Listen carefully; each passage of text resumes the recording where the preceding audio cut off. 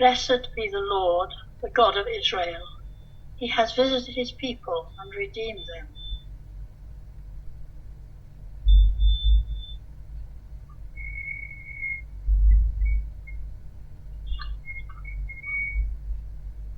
Blessed be the Lord, the God of Israel. He has visited his people and redeemed them. He has raised up for us a mighty Saviour in the house of David his servant, as he promised by the lips of holy men, those who were his prophets from of old.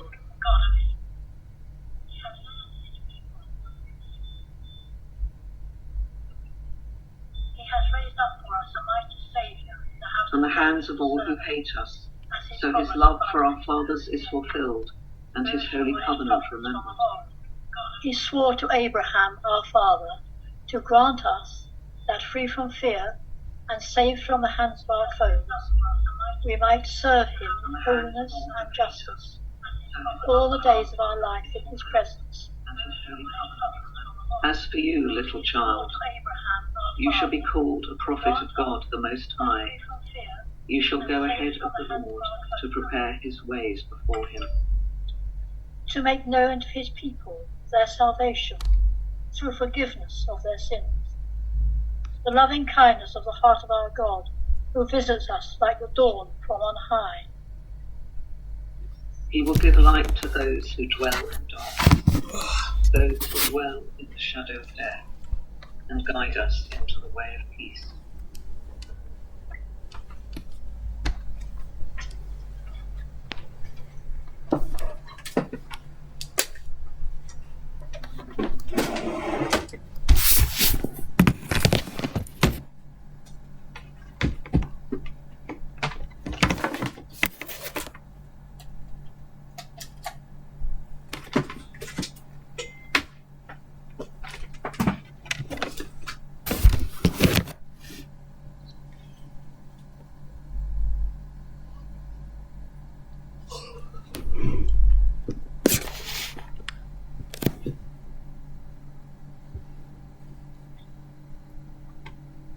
Well, thank you, Margaret and Jill, for leading us this morning in our time of prayer.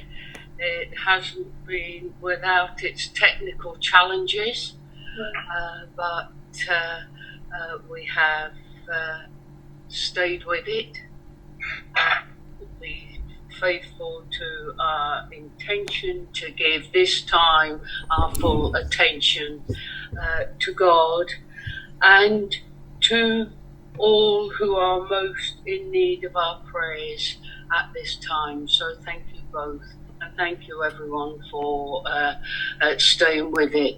But a very warm welcome to Father Lawrence. Are you with us there, Father Lawrence? I can see the logo.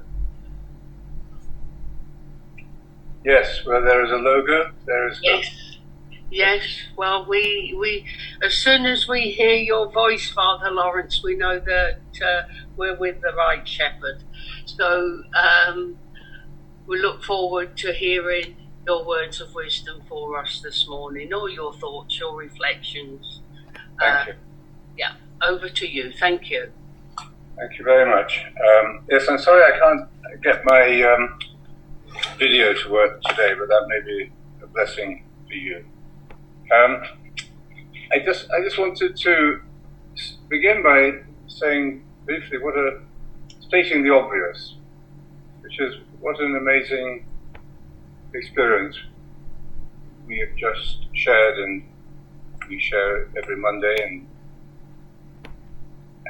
coming together from, I just had a quick tour of all the people here from Singapore, Timor-Leste, Salvador, welcome, Hong Kong, Slovenia, Australia, Latin America, Philippines, South Africa, and even Seven Oaks. I don't know if you've ever heard of a place called Seven Oaks, but amazing, we've got people from the indigenous population of Seven Oaks with us as well. So, in Kent. Anyway, what an amazing thing that we can come together, and that even more amazing that we come together in a faith that allows us to be silent and to take the half hour in silence together. It's a new phenomenon, and it's one of great hope for the world as we enter into what is clearly going to be a very turbulent period. So, thinking about time is something I have been doing recently, maybe because I've just ventured out from Bombo in the last week or so. I haven't been hiding here, but I had felt no great desire to go out of the boundaries, except maybe just walk around the country roads. But I went into town the other day, took somebody to the station, and did a bit of shopping. And of course, then you realize for 3 months things have been very different, and that makes you think of time passing. And I've been thinking about what a short period of time John Main lived, died at 56, and an even shorter period of time in which he delivered his message. And that struck me recently when I was, partly maybe because I was celebrating my anniversary of my ordination, but also I was talking to a bishop in the Caribbean the other day. I gave a retreat to the bishops of the Caribbean region a few weeks ago, and was struck by their really depth and sincerity, and meditation has really touched them individually and collectively. And I was talking to one of them who said that he had just read John Main's first book, Word into Silence, and how it had a wonderful impact on him, bringing new ways of seeing and feeling, experiencing the teaching of the faith. And so I was looking up something in Word into Silence the other day, and I thought I might just share a few comments with you from the beginning of the book. It was written actually, and before it became a book, it was the text of a series of talks he gave called a set of 3 talks, the Introduction to Meditation. And he produced those talks because after he'd started the meditation center in London in about 1975, a lot of missionaries were coming to the center learning to meditate, and when they were going back home after their time in the UK, they said, could you give us something we can take back, some talks that we can play and to keep us motivated and enrich us. So it's interesting that his first teaching was oral, and I think that's significant. The personal transmission. Great teachers taught in that way, Jesus and the Buddha, and I think we all know how the spoken word has a quality of penetration. It can touch us, even more and more widely, perhaps, than personally than something written. We need both, but a sign of the times that when he produced these talks, and then when later we recorded the talks he gave in Montreal, which were about 15-20 minutes long before meditation, and these later became most of the books that we have. People were quite happy to sit and listen to a 20-minute talk at a meditation group. Now, people are saying, could you do something shorter? Could we have 5 minutes? Or even 4 minutes would be enough. So our attention span has obviously contracted quite dramatically. But it is important to remember, I think, and if you haven't done so recently, listen to one of his talks. All of his talks are on audio file. You can get them online. And because there is a quality and a delivery and a directness which, of course, don't different from what you find in the book. But it was a relatively short period in which this gift grew and flourished in him. As you know, he was born in London, an Irish Catholic family, was a practicing Catholic. He was never sort of alienated, as many people are today, at some point in their life, never alienated from the church. But when he was in the diplomatic service, serving in Malaysia, he was introduced to meditation through an Indian monk that he met. And that touched him deeply. He integrated it into his Christian daily prayer, and it became central to his spiritual life, and eventually, some years later, was part of what led him to become a Benedictine monk. Then, you will remember the story, of course, he was advised to stop meditating because the novice master at that time in the 1950s thought that what he was doing wasn't part of the Christian tradition.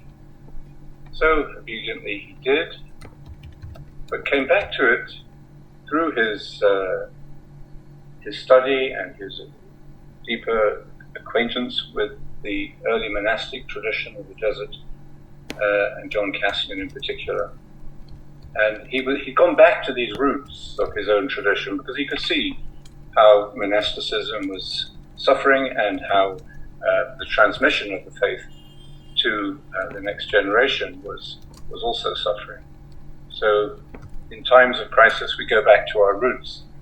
So he did, and that was what led him to start meditating again. And I was fortunate. I went to see him. I was in my first year at university, and I'd had some loss in my life. My sister had died, and various other crises you have at that age.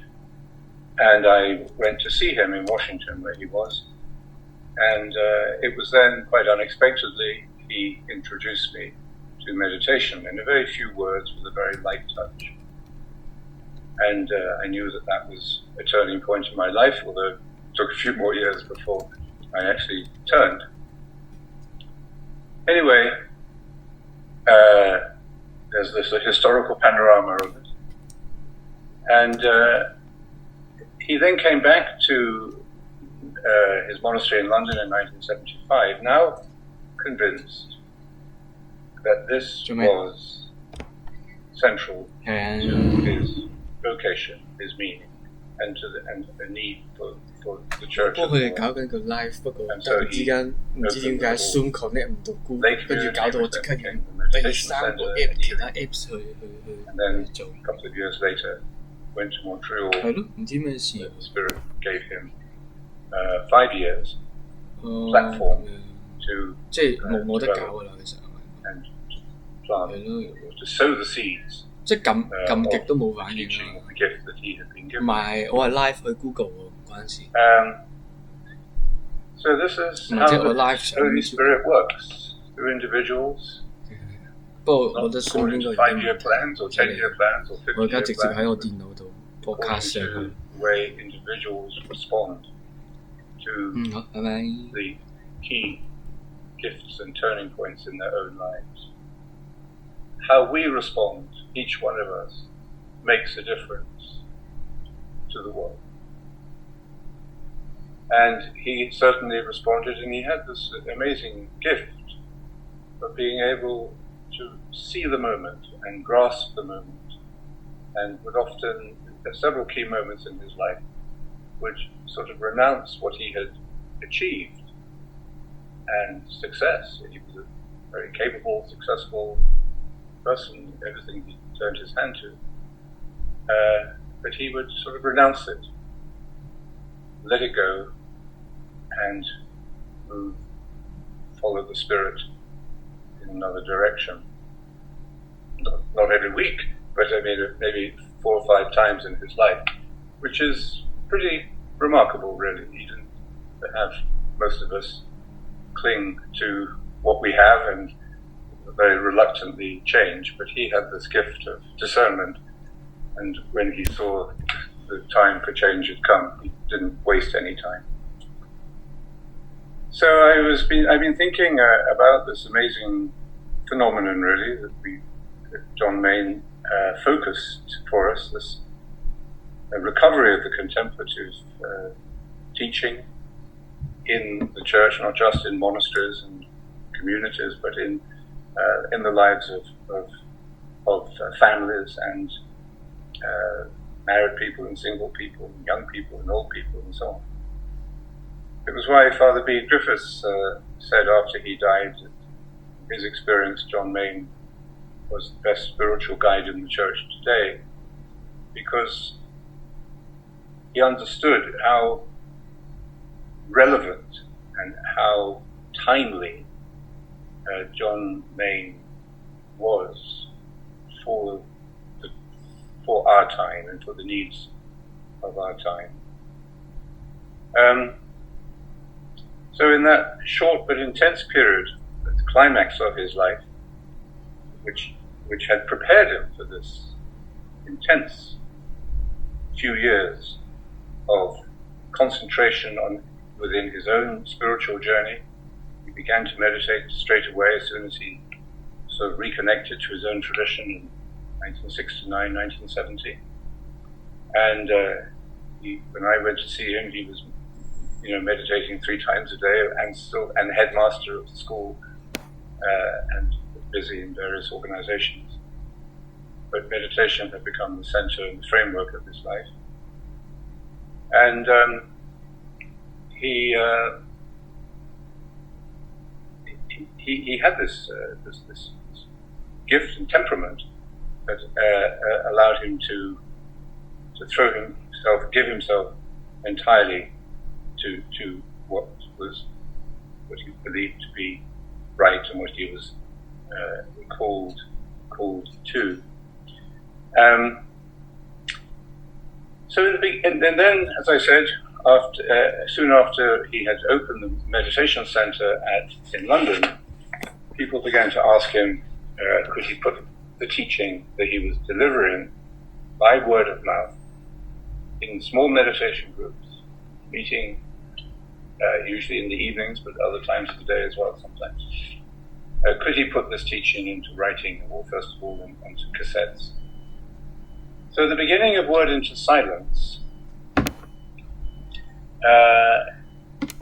and I would urge you, it's a short book, but if you've been meditating for 5 years or 20 years or 40 years, I would definitely reread it at least once a year, because it will help you to catch up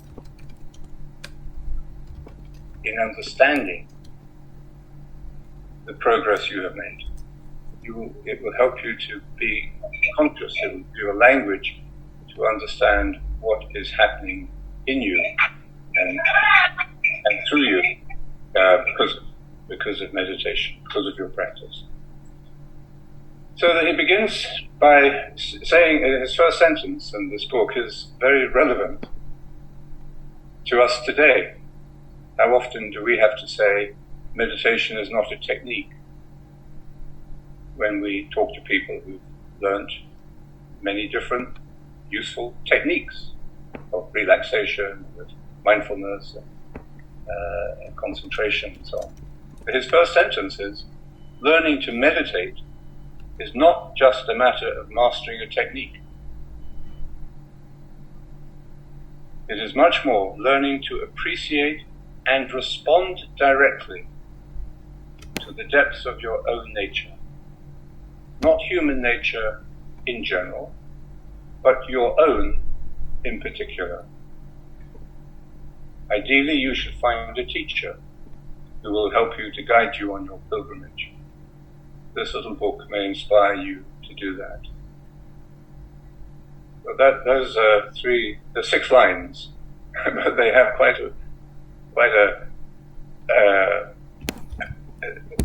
package of meaning. First of all, he introduces this basic idea that meditation is not a technique. He goes on to speak later, of course, about it as a discipline. And then he says it's learning. That's what a discipline is. A way in which we learn something of importance, something we love, and something we want to understand. It's learning to appreciate and respond directly to the depths of your own nature. This is one of the key elements in his teaching, self-knowledge. How many times, of course, he uses this expression, in your own experience. He wasn't interested in describing to you, to the reader, what it was like for him, as many spiritual writers do. He wasn't autobiographical in that sense. He was deeper than autobiographical, because he wasn't just talking about his own, what it was like for him.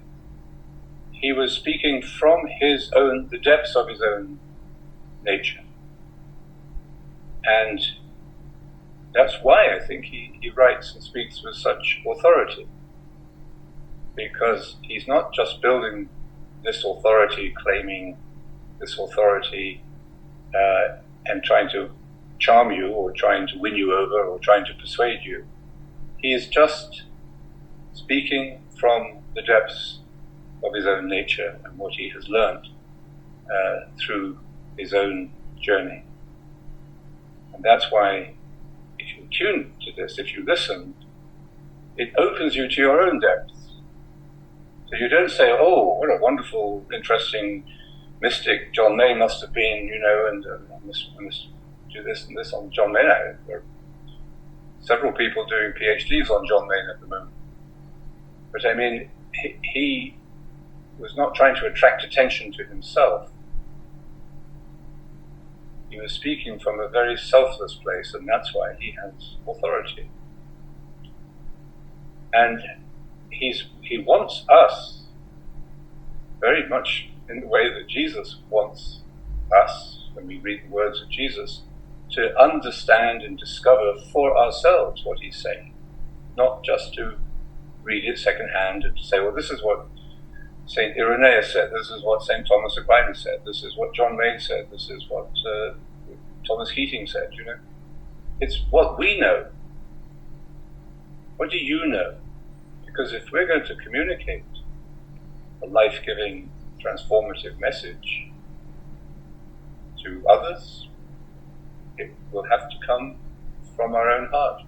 We don't have to be skilled teachers, or we don't have to be very articulate, we don't have to have read, done PhDs or read everything on the subject.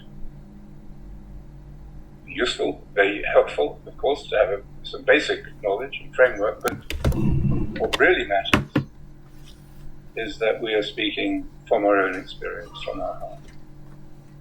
And that's what communicates. So this is what he's doing, and he's addressing the depths of your own nature, not human nature in general. So this is not philosophical or theological in the superficial sense. It's theological in the sense that Evagrius, one of the Desert Fathers, used the word when he said, the one who prays is a theologian, and a theologian is one who prays. So, this is in the first 4 lines of his first book. The appeal to the reader, to us, to go to the depths of our own nature, our own selves. Then he throws in the sentence, he doesn't speak about this very often, but it's there in the first paragraph. You should find a teacher who will help you, to guide you on your pilgrimage. Well, where is the teacher? Of course, the teacher is the spirit within us. The teacher within.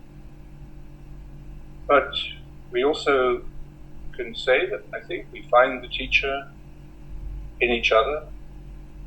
We find the teacher in our community, in our small groups. We find the teacher in the way the global community is growing and showing itself what it is. And maybe there are individuals in your life also who have a profound impact, maybe for a short period in your life, pushing you into a deeper commitment. And then he says, first we must understand the Christian context of meditation. And he uses the word meditation, he says, in the same way that we would use words like contemplation, contemplative prayer, and so on. He's not splitting hairs about different definitions of prayer, but he's clearly pointing to the prayer of the heart when he speaks about meditation, not discursive meditation, but contemplative prayer of the heart. And the essential context, he says, of meditation in the Christian context is in this fundamental relationship of our lives that we have as creatures with God. So he doesn't speak about meditation as a technique to bring about certain desired results. He speaks about it in terms of relationship. And as we know, as we teach, the fruits of meditation are to be found most obviously and immediately, really, in our relationship with others.